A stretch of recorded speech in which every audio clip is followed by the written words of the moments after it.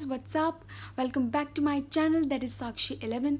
So friends, I am here again with my another video, that is how to apply lipstick.